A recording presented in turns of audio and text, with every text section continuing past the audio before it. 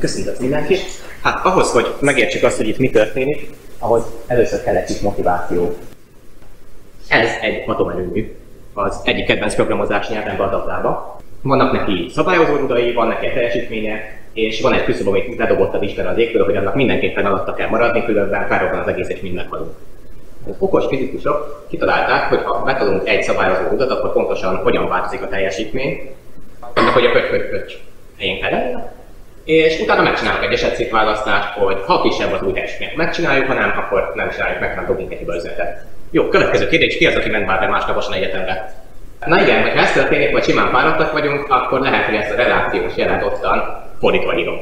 És akkor, hogyha azt valaki lefutatja, annak meglehetősen nagy hangja lesz. Úgyhogy kitalálunk valami mást. Ez is egy atomerőmű, ugyanabban a nyelvben, viszont van itten kettő lyukasztondás dolog, amik bizonyítások, és ez az igazán fontos, hogy be kell bizonyítanom, hogy a teljesítmény a küszöb alatt van. Ha ezt nem teszem meg, akkor meg sem tudom konstruálni az atomerőmű objektumot, és le se fordul. És hogyha erre az adatovás nevű fordítót ráküldöm, akkor generál egy kódot egy másik programozási nyelven, amit Haskellnek hívnak, és gyakorlatilag ugyanaz, mint amit az elején mondtam, tehát semmilyen kódoljuk egyen nincsen a dolognak. Most, hogyha ugyanazt a függvényt megírom, akkor most már, ha így van a relációs jel, akkor utána oda kell írnom a bizonyítást, hogy ez tényleg kisebb, amit ugye alapvetően innen megkapok. De hogyha fordítva írom a relációs jelet, akkor szólni fog a fordító, hogy ez így nem oké. És megmenekülünk.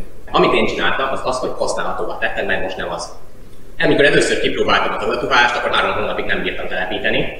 Rendszeresen panaszkodnak a kabarra, hogy abban akkor tudnak telepíteni emberek dolgokat, hogyha nagyon akarják, mert különben elakadnak. Remélhetőleg nem csak én vagyok a bolond. De most már könnyű ezt telepíteni, könnyű fordítani, és ami nagyon fontos, és ami teljesen új, hogy C++-szal egyetlen egy parancsal össze lehet fordítani az egészet. És így be lehet hozni grafikus területeket, vannak beépített eszközök, amik így megkönnyítik az egészet, és azonnal lehet őket használni, és ami még fontos, hogy dokumentálva van az egész. Jó, picit beszéljek a nyelvről. Ki mennyire van tisztában a funkcionális programozással? Szóval egyrészt az a funkcionális. Funkcionális nyelv az azt jelenti, hogy az imperatív nyelvek ugye utasításokból rakják össze a programokat, itt viszont függvényekből. Tehát itt van egy fa, ami igazából konstans függvény és 5, és nem értékelhetem felül, nem mondhatom, hogy 6. A faktoriális meg, hát a faktoriális eset, ugye a saját magát hívja, a rekurzió az egy jellemző eleme ellen. Lényeg az, hogy ilyenekből rakom össze az egész programot, ami azért jó, mert mivel ezek nem változnak, ezért könnyebben tudok bizonyításokat csinálni. Meg úgy általában szép, megvan a célja. Aztán, ami viszont már az oktára jellemző, és nem minden funkcionális nyelvre, az az, hogy minden program terminál. Tehát nincsen futási idejű hiba, hanem ami lefordul, az biztos, hogy ad valami eredményt. Ez mondjuk még tud baj lenni. Amikor mondjuk egy listának vesszük az első eleményt, akkor mi van, hogyha a listának nincs első eleme? Hát ilyenkor a Haskell runtime error dob, itt viszont nem tehetjük meg, hogy runtime error dobunk, mert valamit vissza kell adni. De erre lesz egy nagyon jó eszköz. Többek között erre jók a függőtípusok. Mitől függ a függőtípus? A függőtípus értékektől függ, mint egy jó reklámszövegben. Tehát, ha megnézzük itt a vektortípust, akkor olyasmi, mint a lista, de itt van az n, azaz n hosszú listáknak a típus effektíve. És innentől kezdve megcsinálhatom azt, hogy egy backup utcának várok, ami egy n plusz egy hosszú vektor, tehát akkor van legalább egy eleme, mert az n az legalább 0. És innentől kezdve egészen biztos, hogy van eleme a listának, és azt így vissza tudom adni. És le se fordul, hogy olyan listát adok meg, amiről nem feltétlenül bizonyítható, hogy nem üres. És megint megmenekülünk a futási hibákból.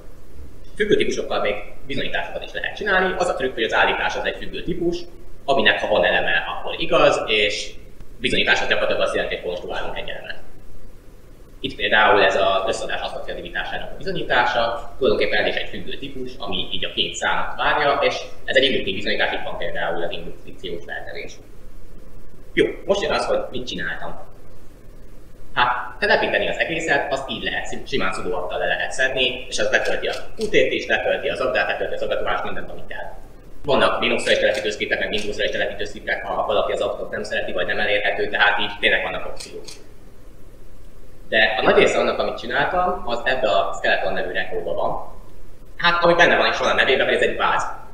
Egy projektnek a váza, amikor valaki lekolonoz, akkor el tud kezdeni dolgozni. Vannak benne a backendnek fájlok, ami Agda per Haskell, és abban is már vannak ilyen sablonok, amiket azonnal el lehet kezdeni használni. Vannak frontendben C++-nak mindenféléje, és ami nagyon fontos, hogy megírtam fordító szkripteket, amikkel így rögtön egy címék parancsal le lehet fordítani az egészet C++-os túlagdásból mindenestől.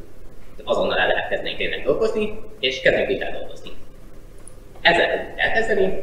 Gyakorlatilag ez az AppState nevű objektum, ez olyan változókat tartalmaz, amik az egész programra jellemző. Tehát mondjuk, hogy a számológépet csinálunk, akkor az, hogy mi van a kijelzőn, ha számlálót csinálunk, akkor az, hogy ezt a gombot hányszor nyomtam meg, ilyesmi. Egy ilyet így tudunk létrehozni, hogy ezt itt létrehozom, és aztán csinálok neki egy stable pointer nevű pointert, aminek az lesz a szerepe, hogy ezt fel lehet használni a C-nek, és lesz egy ilyen típus szignatúrájú függvényem, amit lehet C-ből hívni, és akkor kapok a Haskell backendtől egy pointert, ami erre az objektumra mutat, és annak kezdve azt tudom kezelni. És hát ugye fel kellene szabadítani, de ha berakom egy ilyen C++ objektumba, akkor ugyanúgy lefordul, amikor konstruálom, akkor lefoglalja, amikor destruálom, felszabadítja, tehát ahogy szokás. Ezt is megírtam, tehát ezt is el lehet kezdeni kibővíteni. És ha például van egy ilyen függvényem, ami ennek az AppState-nek így megnöveli a számlálóját valamennyivel, akkor ezt én be tudom írni szintén az objektummal, és akkor lesz egy ilyen szép metódus. És úgy is lehet dolgozni vele, hogy valaki csak objektumorientált programozást tanult, és soha nem foglalkozott funkcionális nyelvekkel. Jó, grafikus felett ki is mennyi a futék? Na hát pont ugyanolyan. Igazából ez a szép benne, hogy onnantól kezdve a C++ kódunk van, onnantól kezdve azt csinálunk vele, amit akarunk, Qt-be is írhatunk.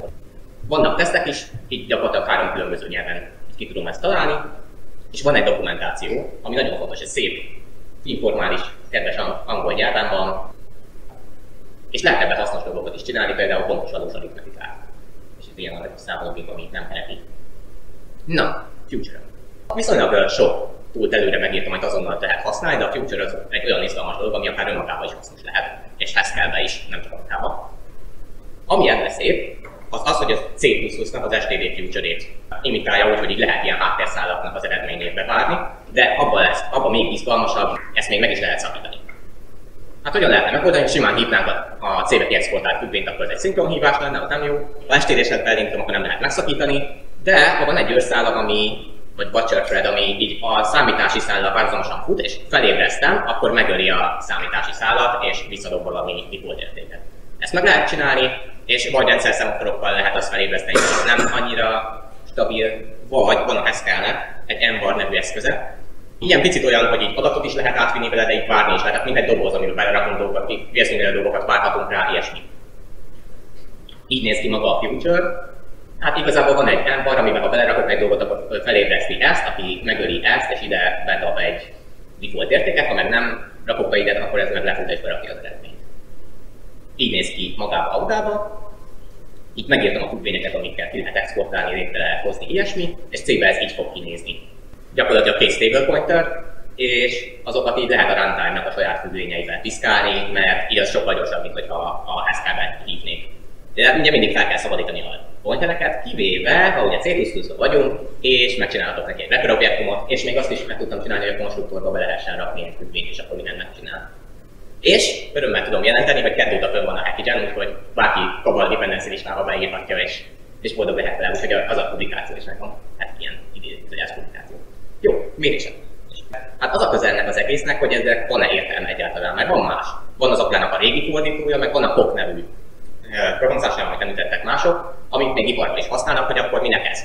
Hát azért, mert ennek más megközelítés, az inkább programokra fókuszál, mint bizonyításokra. De hogyha sokkal lassabb, akkor nem lesz értelme. Tehát az a cél, hogy bizonyítsuk, hogy ennek van egy értelmes sebessége, és van. Kovács András írta igazából a tesztkódokat, én csak alkalmaztam. Hát igazából nagy láncolt listákat, meg nagy bináris fákat értékelek ki, és annak az idejét mérem. Itt vannak a láncolt listák, itt látszik, hogy azért alapvetően a POC gyorsabb, jóval gyorsabb. De ha bináris fákat nézem, akkor viszont pont, hogy az azzal lesz gyorsabb, és a régi fordítóhoz képest az ugye ez 2-szer gyorsabb. Szóval adaptívás kompatibilis kódra így határozottam Beria Malonzót, ami így mindenre jó, de mindent lassan fordít le. A fordításban azt kimértem, hogy a POC az gyorsabb, viszont futásidőben párnál állíthatók, vagy az egyik, vagy a másik. Így gyorsabb. Szóval ennek van értelme, van gyakorlati haszna, és hogyha valaki inkább programozik, de mellesleg csinálna egy-két bizonyítást, akkor ez határozottan hasznos tud lenni, és lehet, hogy egy értelmesebb választás, mint a POC. Szóval összegezve van egy alapból jó dolog, amit mostantól lehet egyszerűen telepíteni, egyszerűen helyességbizonyításokat csinálni, lehet C++-os frontendekbe integrálni, és egy grafikus felületet is adni hozzá, van egy fejlesztőbarát dokumentáció, és még van oktatási potenciál is. Gyakorlatilag az alternatív elmélet tárgya a világ legnagyobb adatapurtusa, úgyhogy oda be lehet vinni és akár kipróbálni, hogy mit tudnak kezdeni vele az emberek, mennyire szeretik, milyen jó dolgokat csinálnak benne. És még valami, hogy van egy olyan katona, hogy minden egyes bizonyítás 1000-rel kevesebb hajnali 3-kor telefonáló ügyfelet jelent. Köszönöm szépen.